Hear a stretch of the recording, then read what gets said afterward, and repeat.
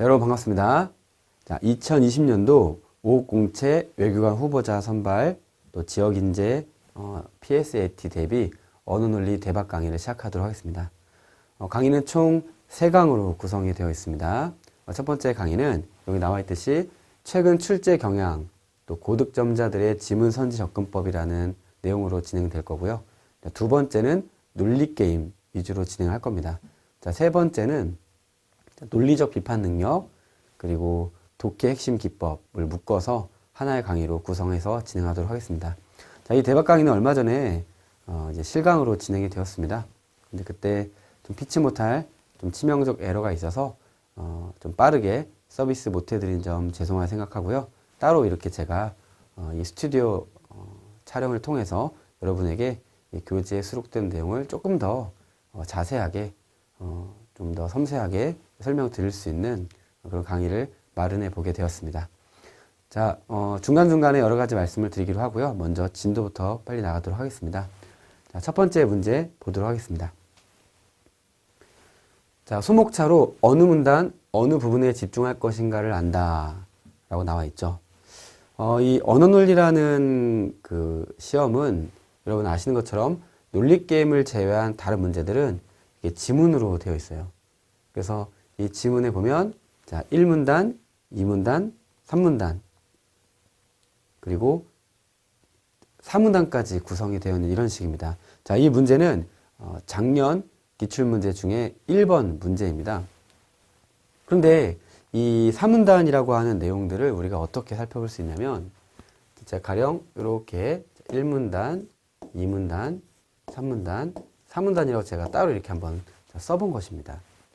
자, 그런데 이 문제의 어떤 그 취지를 보면 다음 글에서 추론할 수 있는 거라고 얘기를 하고 있죠. 자, 그럼 이 추론이라는 게 뭐냐? 추론? 이 추론이 뭔지를 알면 어느 문단, 어느 부분에 집중할 것인가를 어느 정도 알 수 있다는 것이 저희 주장인데, 자, 추론이라는 것은 이해 부합과 조금 다릅니다. 이게 상당히 중요한 얘기인데요. 보통 1번과 2번은 이렇게 추론할 수 있는 것으로 나오기도 하지만 보통 알 수 있는 거, 알 수 없는 것으로 나오는데 그 알 수 있는 것, 알 수 없는 것이 바로 추론이에요. 네. 알 수 있는 것, 그리고 알 수 없는 것. 요걸 묻는 문제가 1번과 2번, 뭐 3번, 4번까지 나오는 경우도 있죠. 또한 21번부터 24번까지 중에서 대략 6개, 8개 정도가 이런 알 수 있는 거, 알 수 없는 것 이렇게 나온단 말이에요. 그것이 사실은 추론과 같은 말이다 라는 것을 꼭 기억하셔야 되고, 최근 출제 현황이 그렇습니다. 그러면 이 알 수 있는 것, 알 수 없는 것, 추론이라는 것을 어떻게 이해하면 되냐? 자, 이 1문단부터 3문단까지 있을 때요. 자, 가령 1문단과 3문단을 함께 봐야지 풀 수 있는 선택지를 파악할 수 있는 그런 식으로 출제가 되거나, 또는 2문단과 3문단, 또는 3문단과 4문단, 또는 2문단과 3문단, 자, 이런 식으로 최소 2개 정도의 문단을 묶어서 봐야만 정답을 도출할 수 있는 선지를 파악할 수 있는 그런 내용으로 출제가 된다는 거예요.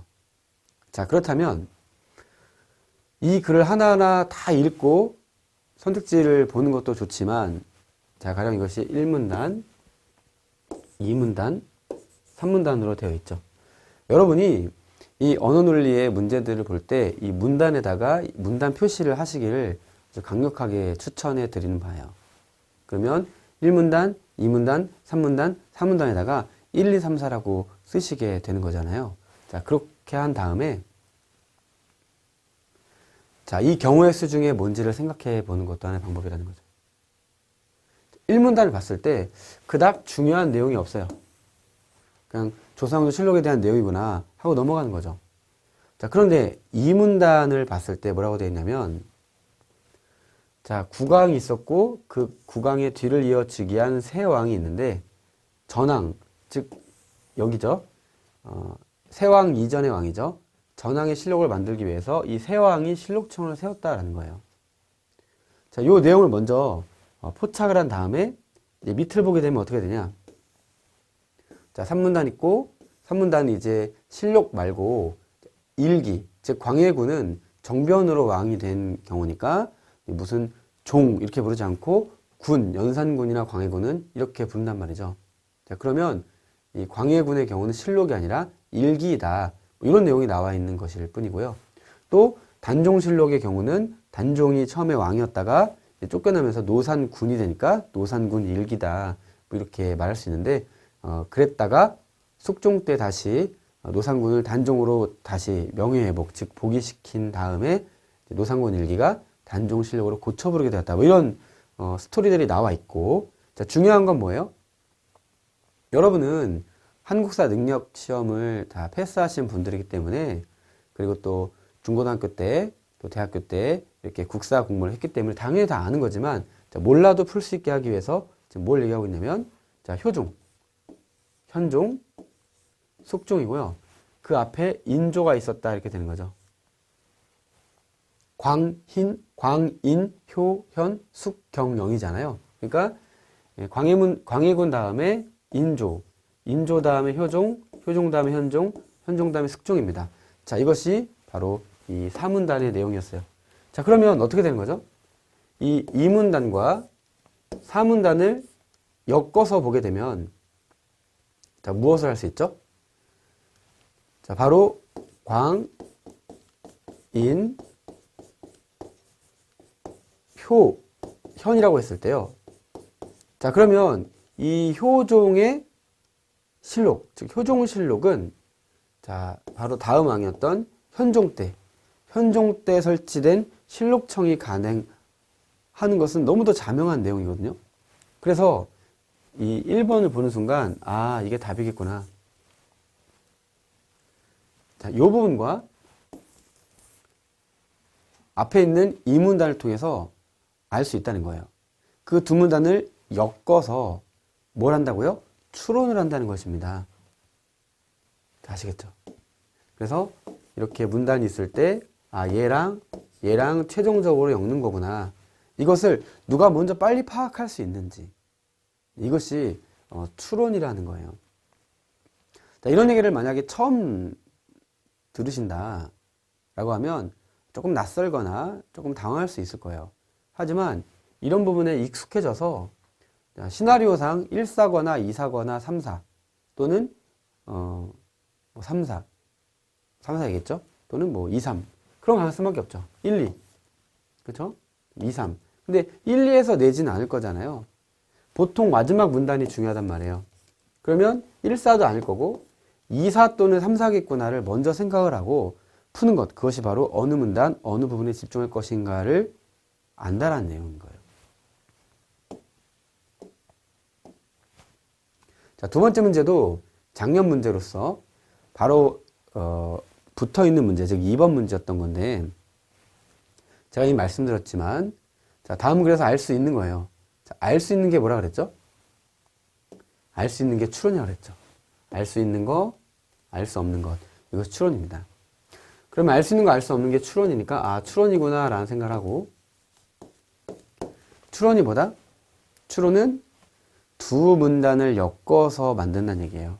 자, 여기는 몇 개의 문단이 있습니까? 역시나 4개의 문단이 있어요. 자, 그래서 1문단, 또 2문단 이렇게 나와 있는데, 자, 1문단의 경우는 쑥 봤을 때 아, 조선시대에도 이런 뭐 죄자백이라든지 뭐 신문이라든지 이런 게 나와 있고, 자, 평문과 뭐 형문에 대한 내용이 있고, 또 중요한 게 뭐냐면 이렇게 숫자들이 나와 있죠. 30대 뭐 이런 내용들이 나와 있어요. 자, 그런데 더 내려가게 되면 어떤 걸 확인할 수가 있냐, 바로 이 문단이 꽤 길다는 걸 알 수 있어요. 이 문단이 상당히 길다. 그리고 이 문단에 뭐가 나와 있냐면 숫자가 나와 있다는 걸 알 수 있죠. 자, 그래서 숫자 중에서 가장 큰 숫자, 바로 100대까지 칠 수 있었다. 이것이 바로 장형, 즉 곤장이다 라는 걸 알 수가 있어요.